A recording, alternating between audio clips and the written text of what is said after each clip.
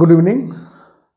চতুর্থ শ্রেণীর ছেলেমেয়েরা, তোমরা আজকে তোমাদের একটা টেক্সট পড়াবো, বাংলার গদ্য গল্প। তো সেটা পড়াবো, সেটা তোমরা নিজেরা একাও শুনতে পারো, অথবা যদি তোমাদের সঙ্গে বাবা মা থাকেন বা বাড়ির বড়রা কেউ থাকে তাহলে তাদের নিয়েও শুনতে পারো। গল্পটা খুবই ভালো। গল্পটা কি সেটা বলবার আগে আমি এটার পটভূমিকা বা ভূমিকা হিসেবে একটা কথা বলি। আমার পড়ার ঘরে যখন আমার ক্লাস 4-5-এর কোনো ছেলেমেয়ে ঢোকে, তখন তারা প্রত্যেকে যতবার আমার সঙ্গে দেখা হয়, ঢুকবার আগে একবার বলে যে আসতে পারি ভেতরে। তা আমিও মৃদু হেসে ওদের এই বলাটাকে সম্মান জানিয়ে একদম জাপানি প্রথায় মাথা নামিয়ে ঝুঁকিয়ে আস্তে করে বলি, স্বাগতম। এটা টেক্সটটা পড়ানোর পর তোমরা বুঝতে পারবে যে আমি কোন চ্যাপ্টারটা বা কোন গল্পটা পড়াতে চাইছি।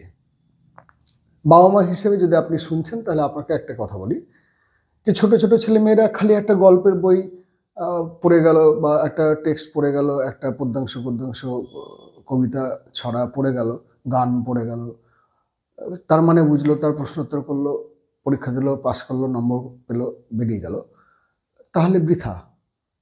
ওর গল্পটা পড়ার যদি মন তৈরি না হয়, গল্পটা পড়লে যে আমাদের সেন্স অফ হিউমার তৈরি হয়, সেই জিনিসগুলো যদি তৈরি না হয়, গল্পের যে আবেগ, সেই আবেগটাকে যদি ধরতে না পারে, তাহলে খালি নাম্বার পাওয়াই হয়, পড়া হয়তো হয়, কিন্তু সেটা ঠিক না।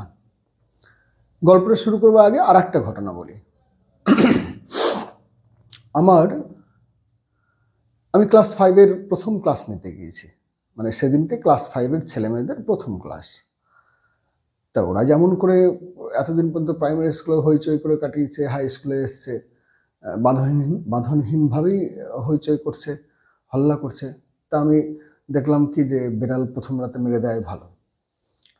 ওদের দিকে রোল কল করতে করতে বললাম যে তোমরা যে যত চিৎকার করতে হয় করে নাও, আমার একটা কথা শুনে নাও, তারপরে চিৎকার করো। তখন দেখলাম একটু চুপ করেছে। তারপর সবাইকে যখন বললাম তোমরা একবার তাকিয়ে দেখো, বাইরে, এটা 3 তলা, বাইরে দেখো রেলিং লাগানো হচ্ছে লোহার। তখন সবাই একদম চুপ করলো, একদম চুপ করে রেলিং জানলা দিয়ে তাকিয়ে দেখলো, হ্যাঁ মিস্ত্রিরা রেলিং লাগাচ্ছে। তখন আমি বললাম এই রেলিংটা কেন লাগাচ্ছে জানো? তো ওরা বললো না স্যার। সবাই হইচই করে একদম কোরাস, মানে সম্মিলিত কণ্ঠে চিৎকার করে বললো না স্যার। তা আমি তখন বললাম, গত বছর তোমাদের মতন একটা ছেলে খুবই বিরক্ত করছিল, চিৎকার চেঁচামেচি করছিল। তো আমি রেগে মেগে ওদের একজনকে ধরে ছুড়ে দিয়েছিলাম। তো ছেলেটি 3 তলা থেকে নিচে পড়ে গেছিল। বিশ্বাস করবেন না, তখন ক্লাসরুমে পিন ড্রপ সাইলেন্ট। মানে ওদের চোখে মুখে তখন এরকম ভাব যে এইরকম কসাই লোকটা, তার মানে আমাদের আরও 1 বছর ক্লাস নেবে। আর তার মধ্যে যদি আমরা এরকম হইচই করি, তাহলে 3 তলার থেকে ফেলে দেওয়ার মতন পরিস্থিতি হতে পারে। আর সেটা আটকানোর জন্য লোহার রেলিং দেওয়া হচ্ছে। তা আমি মুখ গম্ভীর করে বললাম ওদের দিকে যে তোমাদের যদি বিশ্বাস না হয় তাহলে হেড স্যারকে জিজ্ঞেস করে আসতে পারো। কেন কি আমি জানি ওরা হেড স্যারকে জিজ্ঞেস করতে যাবে না। তো এবার ধরুন যে সবাই তো বেশ ভয়ে চুপ করে আছে, তার মধ্যে একটা ছেলে একটু হোমরা চোমরা, মানে ওদের নিরিখে হোমরা চোমরা, স্বাস্থ্য ভালো আর একটু স্মার্ট। ও কিন্তু অনেকটা সাহস জোগাড় করে আমাকে তখন বলল যে স্যার অত উঁচু থেকে ফেলে দিয়েছিলেন, ছেলেটা কিছু হয়ে যায়নি? বললাম না, নিচে কাজ হচ্ছিল, বালি ছিল অনেকটা, ভাগ্য ভালো বালির ওপর পড়েছিল। তারপর আমি ক্লাসের মোটামুটি সমস্ত ছেলেমেয়ের মুখের দিকে একবার তাকিয়েছিলাম।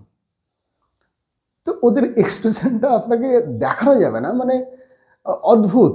মানে ওরা খালি এটাই ভাবছে যে এই মানুষটাকে নিয়ে, এই স্যারটাকে নিয়ে আমাদের দিকে আরও 1 মাস, আরও 1 বছর সংসার করতে হবে। এবং তারপরেও 6, 7, 8 যেখানেই দেখা হবে, যদি দরকার পড়ে তাহলেই হয়তো সেই ছবি টাঙানো করে টাঙিয়ে দেবো, অথবা মানে পেরেকে ছবি টাঙানো করে টাঙিয়ে দেবো, অথবা 3 তলা থেকে ফেলে দেবো। তো গোটা ক্লাস যাই হোক নিলাম। কীভাবে ক্লাসটা নিয়েছিলাম পরে বলছি। গল্পটা এখানে শেষ হয়নি। ক্লাস নেওয়ার পর যখন সবশেষে ক্লাস নিয়ে বেরিয়ে চলে আসছি, বেরিয়ে এসে সিঁড়ির কাছে অর্ধেক নেমেছে, মানে তিনতলা আর দোতলার মাঝের যে চাতাল সিঁড়ির, সেই চাতালের কাছে এসছি। তখন খুব আস্তে করে পেছন থেকে একটা আওয়াজ পেলাম যে, স্যার, এরকম একটা আওয়াজ, একটা বাচ্চা মেয়ের আওয়াজ। তা আমি পেছন ফিরে তাকিয়ে দেখলাম যে একটা বাচ্চা মেয়ে, 5-এরই, আমি যে ক্লাস নিয়ে এলাম সেই ক্লাসেরই। নিলাম, কি বলছো? আমাকে ডাকলো, ইশারায় ডাকলো, হাত দেখিয়ে এমনি এমনি করে ডাকলো। কাছে গেলাম। এবার আমি তো ওর মতন অতটা উঠিনি, আমি সিঁড়ির নিচে আছি, ওর থেকে 2-3টে ধাপ নিচে আছি, যার ফলে মেয়েটির মাথা আর আমার মাথা একই হাইটে আছে। তা আমাকে তখন বলল যে, আমি ডাস্টার আর অ্যাটেন্ডেন্স খাতা নিয়েছিলাম। তা ও খুব ভয়ে ভয়ে আমার হাত দুটো ধরার মতন করে, মানে ধরেনি, আবার হাতের উপর হাত রাখেনি, এমনি করে। আমি যেহেতু ওর কাছে এসেছি আমাকে কথা বলবার জন্য, মানে অনেক সময় হয় না কথা বলবার জন্য হাত ধরে ঝাঁকিয়ে কথা বলে, তা আমার হাত দুটো ধরে আমাকে হাত দুটো একটু ঝাঁকিয়ে বলল যে, কি বলতে পারে বলুন তো, গেস করুন। আচ্ছা, গেস করলেন, এবার আমি যেটা বলছি তার সঙ্গে যদি মিলছে তাহলে দেখুন মিলছে নাকি। তো আমাকে বলল যে, স্যার, তুমি সত্যি ছেলেটিকে ফেলে দিয়েছিলে? তো বিশ্বাস করুন, তখন বুকের ভেতরটা মোচড় দিচ্ছে, মনে হচ্ছে কেন বলতে গেলাম। তা আসলে ও কেন প্রশ্নটা করলো সেটাও পরে বলছি। তারপর আস্তে আস্তে আরও এক ধাপে উঠে ওর 2 গালে আস্তে করে ধরে বললাম, একদম না, তোমরা এত ফুলের মতন মিষ্টি, তোমরা এত প্রিয় আমার, আমি কখনো তোমাদের দিকে ফেলতে পারি? তখন বাচ্চা মেয়েটার মুখে কি হাসি। তারপর ওকে কানে কানে বললাম, কাউকে বলো না কিন্তু, তাহলে কিন্তু সবাই চেঁচাবে। আমি তোমাদের ভয় দেখানোর জন্য বলেছিলাম। মেয়েটি তখন নাচতে নাচতে চলে গেল। এবং কেন বলেছিলাম আসলে, মানে মেয়েটি কেন প্রশ্ন করেছিল আমাকে, ওই যে ফার্স্ট পিরিয়ড আমি ওরকম করে বলে দিলাম, বকে দিলাম, একটা ভয় দেখিয়ে দিলাম, কিন্তু তারপরে আমার মাথাতেই ছিল না। ওদের দিকে পড়াতে পড়াতে প্রথম পৃষ্ঠাতেই গান ছিল, গান করে দিয়েছি, ছবি আঁকানো ছিল, ছবি আঁকিয়েছি, গল্প গুজব করেছি, পড়িয়েছি, বকেছি, কিন্তু কখনো আমার মাথাতেই ছিল না আমি ওদের দিকে এরকম ভয় দেখিয়েছি। কিন্তু কারোর মনের ভেতরে বিষয়টা হার্ট করেনি, মানে কাউকে কিন্তু গোটা বিষয়টা আন্দোলিত করেনি। ওই মেয়েটিকে করেছে যে, স্যার এরকমভাবে পড়ালেন, এত হাসি খুশি, এত গল্প করেন, এত মজা করেন। নাচতে পারি না, তার জন্য নাচ করিনি, কিন্তু তাছাড়া যেমন করে বাচ্চাদের পড়াতে গিয়ে আনন্দ করে পড়াই, সেরকম করে পড়িয়েছি। তখন ওর নিশ্চয়ই মনে হয়েছে যে, স্যার এত সুন্দর পড়ালেন, কিন্তু এই মানুষটার ভেতরেই ওই রকম রাগী মানুষটা লুকিয়ে আছে, এটা কি সত্যি? আমি বলতে চাই যেটা, যে এরকম মানে মন একটা থাকা দরকার। একদম হৃদয়হীন হয়ে গেলাম, খালি পড়লাম আর নাম্বার পেলাম, পাস আউট হয়ে চলে গেলাম, বেরিয়ে চলে গেলাম, এতে অল ইন ভ্যান, সমস্তটাই অর্থহীন, পড়াশোনাটাই অর্থহীন। আজকে এই ঘটনাটা প্রায় 10 বছর আগেকার ঘটনা, কিন্তু আমার মনে থাকে। তেমনি যে ছেলেমেয়েরা আমাকে আমার রুমে ঢুকবার সময় বলে যে, আসতে পারি ভেতরে, তা সেটা বলে কেন? কেন কি, তোমাদের এখন যে গল্পটা পড়াবো সেটা হচ্ছে, দেখো শোনো, আমি একটা কথা বলি, যেটা হলো, এটা এত বড় চ্যাপ্টার, আমি এর থেকে পড়াতে পড়াতে, অর্থ পড়াতে পড়াতে, বিপরীত শব্দ পড়াতে পড়াতে, লিঙ্গ পরিবর্তন পড়াতে পড়াতে, বচন পড়াতে পড়াতে, সন্ধি পড়াতে পড়াতে, প্রথম পুরুষ, দ্বিতীয়, মানে প্রথম পুরুষ, উত্তম পুরুষ, মধ্যম পুরুষ, প্রথম পুরুষ, এই এত কিছু পড়াতে পারবো না। এটা পড়ানোর আলাদা ম্যাগনিটিউড, মানে এর মাত্রাই আলাদা এই গল্পটার। সেই জন্য প্রথমে আমি পড়িয়ে দেবো, তাতে আমি জানি না কতক্ষণ টাইম লাগবে, কেন কি এটা কম করে 1টা থেকে 2টো এপিসোড পড়াতে গিয়ে লাগবে, প্রশ্নোত্তর তো দূরের কথা। সুতরাং তোমরা ভালো করে আগে পড়ো, পড়ার পর অনুভব করো, আর তারপরেও কি হলো, এই গল্পটার যে মূল বই, সেই বইটার থেকে আমি তোমাদের দিকে বেশ কিছু তথ্য দেবো, যেটা তোমাদের অন্য ছেলেমেয়েরা যারা আমার এই এপিসোড শুনছো না, নিশ্চিতভাবে তাদের কাছে এই তথ্যগুলো থাকবে না, তোমাদের কাছে থাকবে। তোমরা এর গল্প করতে পারবে, তোমরা তোমাদের স্কুলে গিয়ে বলতে পারবে স্যারকে বা ম্যাডামকে যে, স্যার জানেন এনার এই ব্যাপার।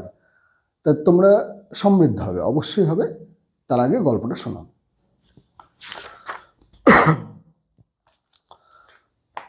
তোত্তো-চানের অ্যাডভেঞ্চার।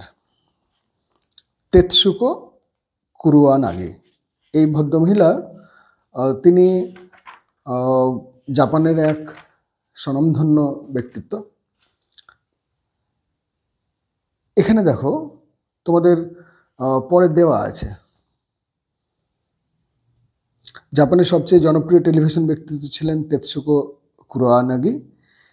এরপরে যেগুলো দেওয়া আছে সেগুলো তোমরা তথ্য পেয়ে যাবে, যেহেতু আছে সেই জন্য আমি এখন আর ওই আলোচনা বা ডিটেলিংয়ের মধ্যে যাচ্ছি না। আগে পড়িয়ে দিই। স্কুলের হল ঘরে তাঁবু খাটানোর 2 দিন পরে ঘটনাটা ঘটেছিল। কোন স্কুল, কিভাবে, সেগুলো সব পরে বলছি।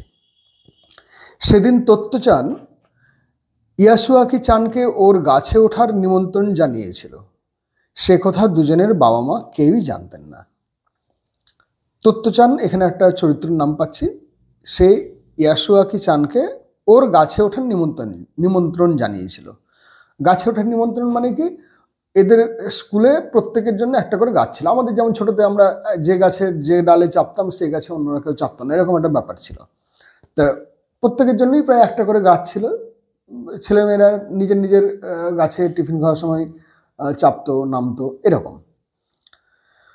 তোমইতে সবার একটা করে গাছ ছিল। তোমই মানে স্কুল, মানে স্কুল চত্বরে যে গাছগুলো ছিল ছেলেমেয়েরা প্রত্যেকে তার একটা করে দখল নিয়ে নিয়েছিল। সবাই যে যার নিজের গাছে চড়তো। তোত্তো-চানের গাছটা ছিল বেড়ার কাছে, যে রাস্তাটা কুহনবুৎসুর দিকে চলে গেছে ঠিক তার ধারে। এই কুহনবুৎসু মানে কি সেগুলো সব পড়ে আছে, এখন আর বলছি না যে এখন মানে অর্থ কি ঘটনা এগুলো বলতে যাব না। বেশ বড় একটা গাছ, গাছের গাটা পিছল। অনেক সময় আমাদের পেয়ারা গাছ, অর্জুন গাছ, এই ধরনের যে গাছগুলো, সেই গাছগুলোতে গাছের ছাল উঠে যাওয়ার পর গাছের গাটা বেশ পিছল হয়ে যায়। বর্ষাকালে তো প্রায় চাপাই যায় না, চাপতে গেলে অসুবিধা হয়।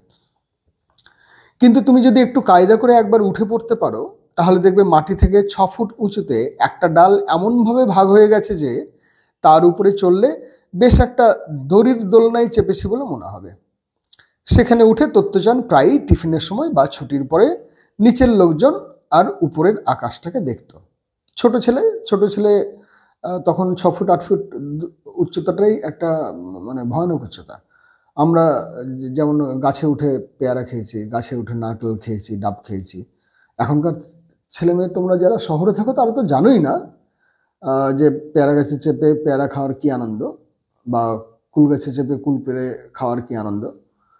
বাবা মা তো আটকে উঠবে যদি দেখে যে তুমি নারকেল গাছের অর্ধেকটা উঠে নারকেল পাড়তে গিয়েছো, তারপর না পারছো নামতে, না পারছো উঠতে, তারপর ওখান থেকে লাফ মেরে দিলে, তাহলে মানে তোমার আগে বাবা মার হার্ট অ্যাটাক হয়ে যাবে।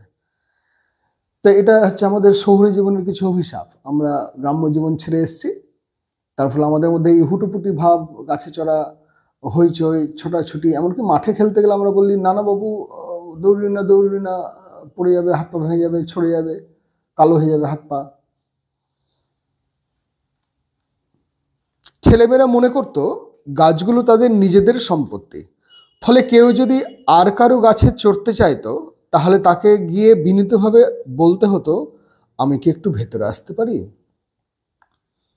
ইয়াসুয়াকি চানের পোলিওর জন্য পায়ে অসুবিধে ছিল বলে ওর কোনো নিজস্ব গাছ ছিল না, কেন কি সে অধিকার করতে পারেনি কোনো গাছ।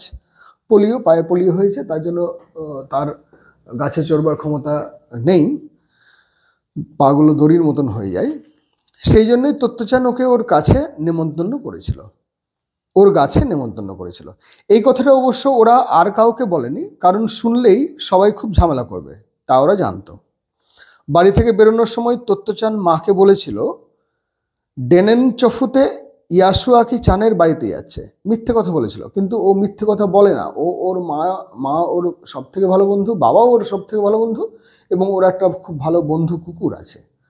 এই কুকুরের কথা এখানে সম্ভবত নেই, কিন্তু মূল যে বই, সেই বইটার মধ্যে তোমাদের 2-4 লাইন পৃষ্ঠা যখন পড়াবো তখন দেখবে যে সেখানে একটা খুব প্রিয় কুকুরের কথা বলা আছে। ওর বাবা মা ওর বন্ধুর মতন, কোনোদিন মিথ্যে কথা বলার প্রয়োজনই পড়েনি। সেই জন্য আজকে মিথ্যে বলাতে তার মধ্যে একটু অনুশোচনাও কাজ করছে। বাড়ি থেকে বেরোনোর সময় তোত্তো-চান মাকে বলেছিল ডেনেনচফুতে ইয়াসুয়াকি চানের বাড়িতে যাচ্ছে। মিছে কথা বলেছিল বলে ও মায়ের মুখের দিকে তাকাতে পারছিল না, তাই ও জুতোর ফিতের দিকে তাকিয়েছিল। কিন্তু রকি তো যথারীতি ওর পেছনে পিছনে পিছনে পিছনে স্টেশন পর্যন্ত এসেছিল। রকি ওর প্রিয় কুকুরটার নাম। তখন ট্রেনে চাপার আগে তত্ত্বচান রকিকে সত্যি কথাটা বলে দিয়েছিল। এটা অনেকটা ওই কনফেস করার মতন, যে দেখ আমি স্কুলে যাচ্ছি, ইয়াসুয়াকি চানকে আমার গাছে চড়ার নেমন্তন্ন করেছি বলে। মানে এটা নিজের মনের কাছে একটা সান্ত্বনা থাকে যে আমি একজনকে তো সত্যি কথা বলেছি, যাকে আমি ভালোবাসি। তো এখানেও একটা জিনিস বুঝবার আছে, ও ক্লাস ধরো না 4-5 মেয়ে, সে একা একা স্টেশন যাচ্ছে এবং স্টেশনে চেপে স্কুল যায়, স্কুল থেকে আবার ট্রেনে চেপে স্টেশনে নামে, মানে ট্রেনে চেপে নিজের স্টেশনে নামে, নিজের স্টেশনে নেমে আবার বাড়ি আসে। আমাদের ক্লাস 5 কোনো ছেলে এমনি স্কুল, পাড়ার কোনো একটা স্কুল, সেখানে আমরা ছেড়ে দিয়ে আসি।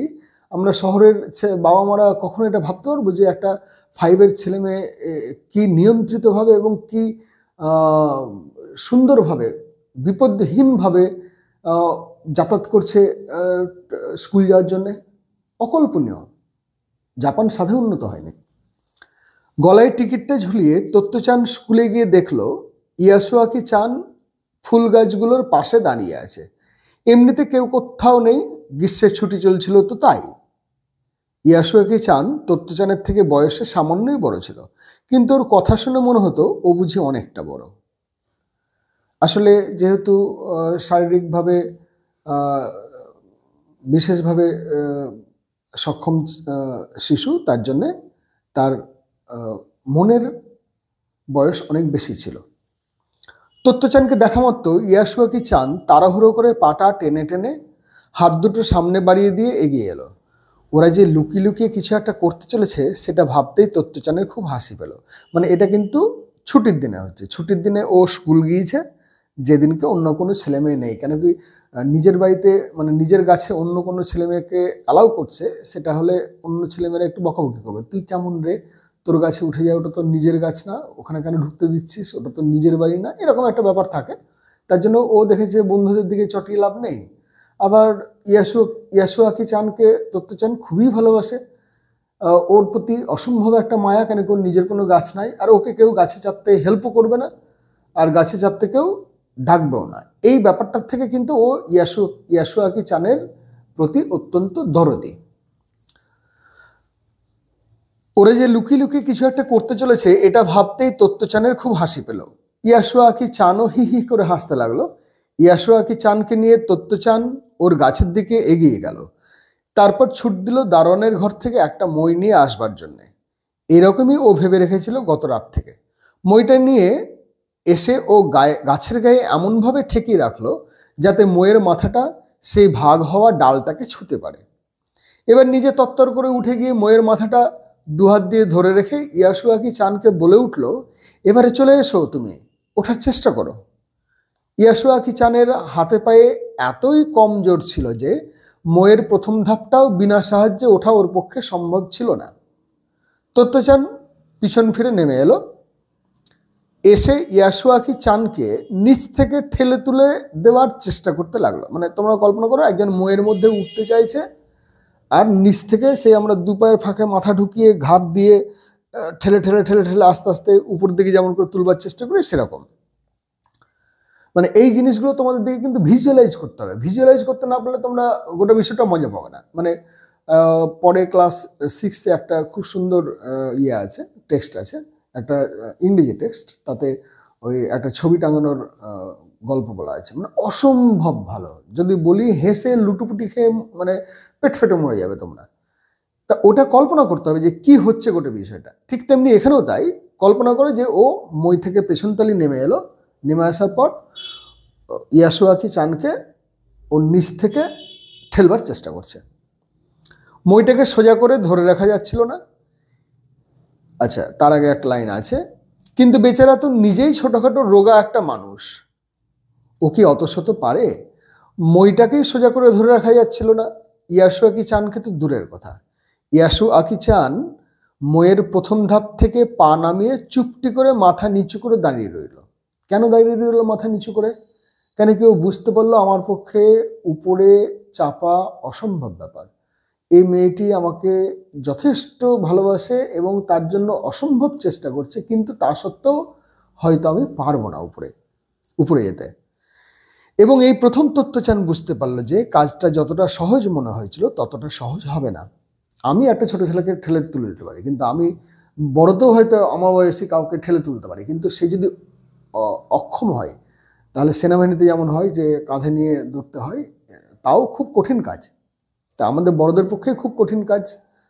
তো একটা ছোট ছেলে সে আইডিয়া করে কেমন করে একটা গাছের উপর একটা ওরকম পোলিও ভোগা ছেলেকে উপরের দিকে তুলবে। এখন তাহলে কি করবে ও? ইয়াসুয়াকি চান ওর গাছে চড়বে, এটাই ছিল ওর ইচ্ছে, আর ইয়াসুয়াকি চানও তাই আশা করেছিল। তত্ত্বচান ঘুরে গিয়ে ইয়াসুয়াকি চানের মুখোমুখি দাঁড়ালো। বেচারা এত মনমরা হয়ে গিয়েছিল যে তত্ত্বচান গাল ফুলিয়ে চোখ পিটপিট করে একটা মজার মুখভঙ্গি করে ওকে হাসানোর চেষ্টা করতে লাগলো। তারপর বলল, দাঁড়াও, একটা জিনিস করা যাক। দাঁড়ানোর ঘরে ছুটে গিয়ে ও একটার পর একটা জিনিস টেনে বের করতে লাগলো, কাজে লাগানোর জন্য কিছু পাই কিনা দেখার জন্যে। শেষ পর্যন্ত একটা বাড়ির সিঁড়ির মতন মই পেয়ে গেল। ওটা এমনিতেই সোজা হয়ে থাকে, কাউকে ধরে থাকতে হয় না। তার মানে বাড়ির সিঁড়ি মানে আমাদের যে শহরে যে ল্যাডারগুলো থাকে, এদিকে একটা পা থাকে এদিকে একটা পা থাকে, যার ফলে ওটা পড়ে যায় না, লকপক করতে করতে পড়ে যাওয়ার ভয় থাকে না। আর এমনি মই বলতে আমাদের যেরকম গ্রামের দিকে মই ব্যবহার করা হতো, মানে সে মইটা অনায়াসে পড়ে যাওয়ার সম্ভাবনা ছিল। এই সিঁড়ি মইটা ও টেনে নিয়ে এলো গাছের গোড়ায়। নিজের গায়ের জোরে ও নিজেই অবাক হয়ে যাচ্ছিল। আসলে ওর মধ্যে তখন একটা অসম্ভব উৎসাহ উদ্দীপনা কাজ করছিল যে আমাকে হারলে চলবে না। হারলে মানে কি? হারলে পারলো না। ইয়াসুয়াকি চানকে ও ওর নিজের গাছে তুলতে পারলো না। সেটাই কি হেরে যাওয়া? তা নয়। আসলে ওর মধ্যে অসম্ভব একটা মায়া ছিল যে ইয়াসুয়াকি চানকে কেউ ডাকে না নিজের বাড়িতে, ওর নিজের কোনো গাছ নাই, তার জন্য ও আজকে কিছু একটা করেই ছাড়বে যে যেমন করে হোক ও ইয়াসুয়াকি চানকে নিজের গাছে নিয়েই ওটাতেই ওর সাফল্য। ইয়াসুয়াকি চান দেখো, তার আগে দেখো, মইটা সেই দুভাগ হওয়া ডালটাকে প্রায় ছুঁতে পারছিল। বেশ বিজ্ঞ ভাব করে ও ইয়াসুয়াকি চানকে বলল, এবার আর ভয় নেই, এটা লগবক করবে না। ইয়াসুয়াকি চান ভয়ে ভয়ে একবার সিঁড়ি মইটার দিকে তাকালো, একবার তত্ত্বচানের দিকে। তত্ত্বচানের সারা শরীর ঘামে ভিজে গিয়েছিল। ইয়াসুয়াকি চান নিজেও খুব ঘামছিল। ও গাছটার দিকে তাকালো, তারপর মনে মনে খুব শক্ত হয়ে ওর প্রথম পা রাখলো সিঁড়ির প্রথম ধাপে। তাহলে একটা ধাপ যেতে এই পরিমাণ কায়িক পরিশ্রম। সিঁড়ির মাথায় পৌঁছতে যে কতক্ষণ লেগেছিল তা ওরা দুজনের একজনও বলতে পারবে না। গনগনে সূর্যটা ওদের মাথার উপর জ্বলছিল, কিন্তু ওদের সেসব কিছুর দিকেই ভ্রুক্ষেপ ছিল না। দুজনের মাথাতে তখন একটাই চিন্তা, ইয়াসুয়াকি চানকে গাছে চড়তেই হবে। তত্ত্বচান নিচ থেকে ওর একটা একটা করে পা এক ধাপ উপরের সিঁড়িতে তুলে দিচ্ছিল আর নিজের মাথা দিয়ে ইয়াসুয়াকি চানের পিছনটা ঠেলে দিচ্ছিল। শেষে ইয়াসুয়াকি চান ময়ের মাথায় পৌঁছলো। তাহলে এখনো কিন্তু গাছে চাপেনি, ময়ের মাথায় চাপলো। মানে পেছন দিকে ছিল, নিচের দিকে ছিল তত্ত্বচান, সে ঠেলছে, আর ইয়াসুয়াকি চান একটা করে হাত হয়তো ময়ে ধরছে, মানে দুটো হাত একসঙ্গে কাজ করছে না এবং দুটো পাও একসঙ্গে কাজ করছে না, টেনে টেনে কোনোভাবে একটার পর একটা সিঁড়ি এইভাবে চাপতে চাপতে সিঁড়ির শেষ ধাপে পৌঁছেছে। দেখো ভাবটা এবার, যদি ইয়াসুয়াকি চান তো হাতে জোর নেই, পায়ে জোর নেই, এর পেছন থেকে ঠেলে আছে, মাঝখানে কিন্তু 6 ফিটের দূরত্ব তৈরি হয়ে গেছে, মানে সিঁড়ির একদম শেষ প্রান্তে পৌঁছে গিয়েছে। তার মানে মাঝখানটায় ভূমি আর তার ইয়াসুয়াকি চানের মধ্যে অনেকটাই দূরত্ব। এবার এই যদি ঠিকঠাক ঠেলে ধরে থাকতে না পারে তাহলে কিন্তু পড়ে যাবে। হুররে! কিন্তু তারপর বাকিটা যেন অসম্ভব মনে হলো। তত্ত্বচান লাফিয়ে দুভাগ হওয়া ডালে চড়ে বসলো। এবার ইয়াসুয়াকি চানকে মই থেকে ডালে নিয়ে আসবে কেমন করে? সিঁড়ি মইটাকে আঁকড়ে ধরে ইয়াসুয়াকি চান তত্ত্বচানের দিকে তাকিয়ে রইল। আঁকড়ে ধরে, নাহলে ওটা ছেড়ে দিলে তো উল্টো দিকে পড়ে যাবে। তত্ত্বচানের খুব কান্না পাচ্ছিল কেন? আবার সেই হেরে যাওয়ার ভয়। এতটা পরিশ্রম করলো, তারপরেও সফল হবে না।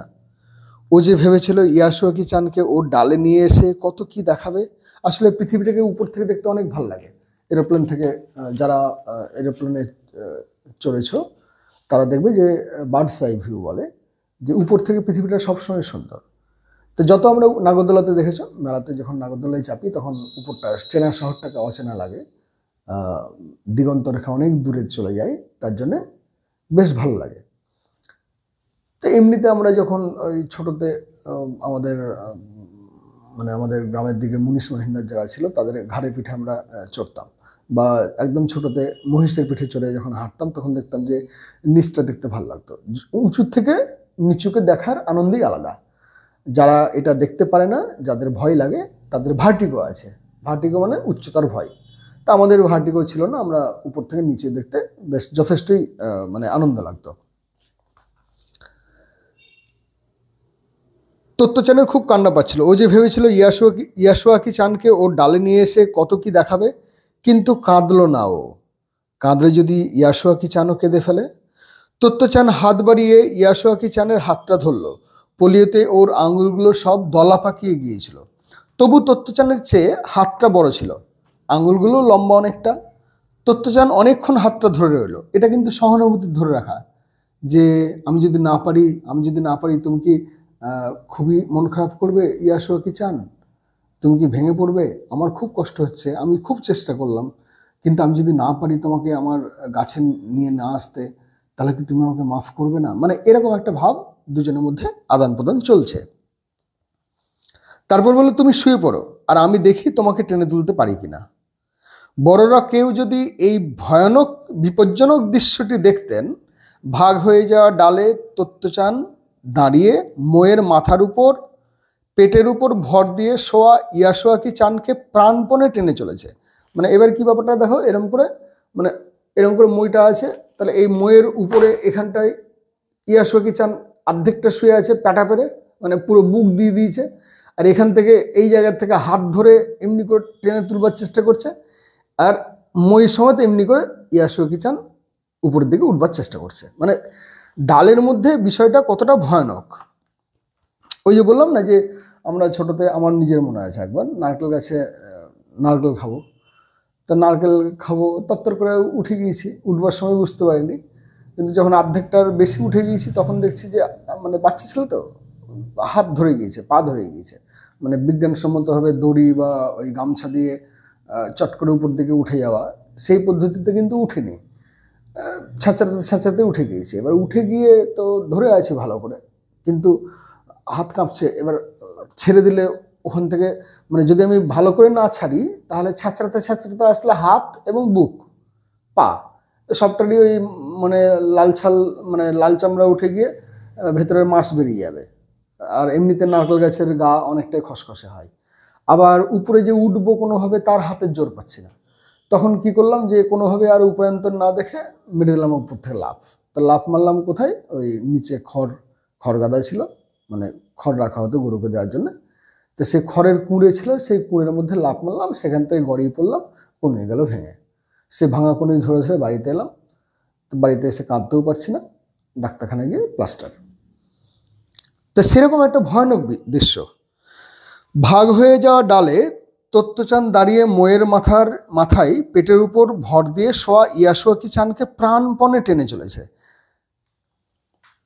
তাহলে নিশ্চয়ই চিৎকার করে উঠতেন। মানে এই দৃশ্যটা যদি বাবা মা দেখতেন তাহলে চিৎকার করে উঠতেন ভয়ে। কিন্তু ইয়াসুয়াকি চান তো সমস্ত আস্থা রেখেছিল তত্ত্বচানের উপর। এটা একটা বিশাল ভরসার জায়গা, যে ও নিজেও কিন্তু প্রত্যেকটা বন্ধুর ওয়েভলেন্থ চিনতে পারে, বুঝতে পারে যে কার উপর ভরসা করা যায়, কার উপর ভরসা করা যায় না।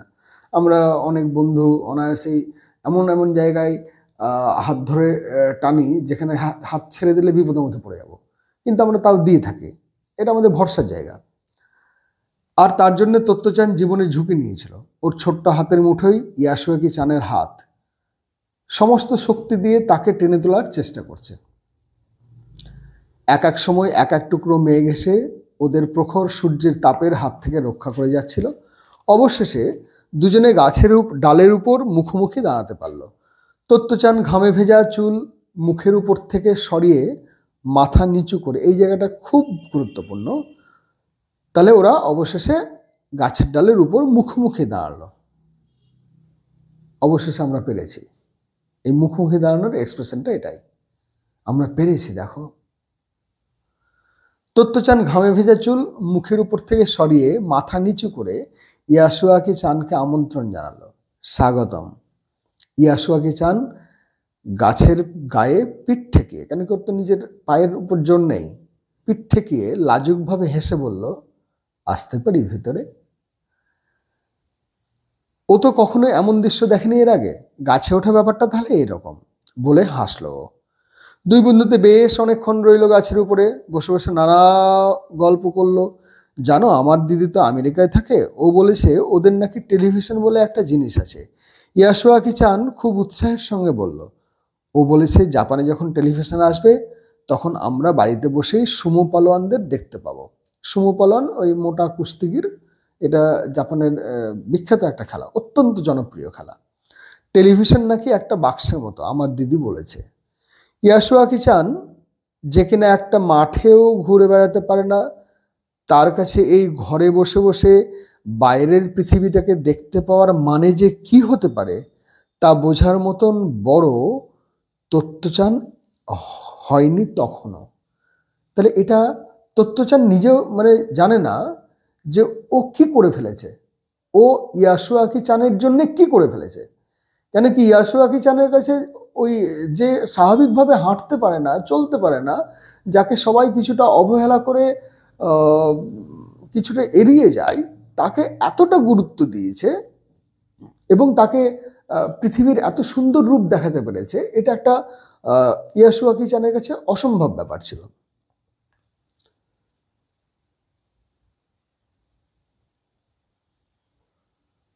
ও কেবল ভাবছিল একটা ঘরের ভিতরে একটা বাক্স, তার মধ্যে ইয়াব বড় বড় সুমো পালোয়ান,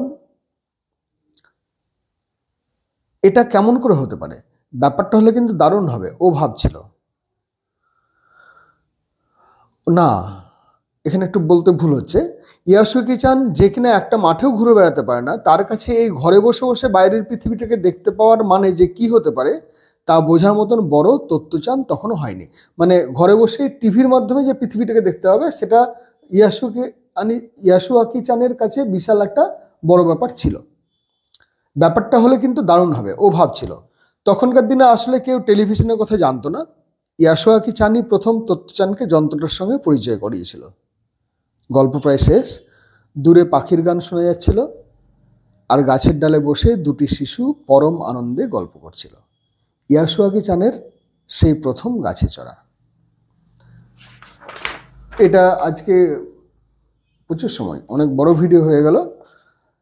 এবার এর থেকে যে প্রশ্নগুলো থাকবে, যে ধরনের প্রশ্ন হয়, আমি যেমন করে যে পদ্ধতিতে শেখাই, বিভিন্ন ব্যাকরণ যেগুলো আছে, কোন কোন জায়গাগুলো মনে রাখবে, প্রশ্ন সাধারণত কোন কোন জায়গাগুলো স্যাররা দিতে পছন্দ করেন, কোন জায়গাটা সব থেকে গুরুত্বপূর্ণ, ওই যে আসতে পারি ভিতরে, কে কখন কাকে কথা বলেছিল, তারপরে ওই তুমি শুয়ে পড়ো আর আমি দেখি তোমাকে টেনে তুলতে পারি কিনা, কে কাকে কোন পরিস্থিতিতে টেনে তুলতে চেয়েছিল, বিশেষ বিশেষ কিছু জায়গা আছে যে জায়গাগুলোকে আমাকে ভালো করে পড়ে রাখতে হবে।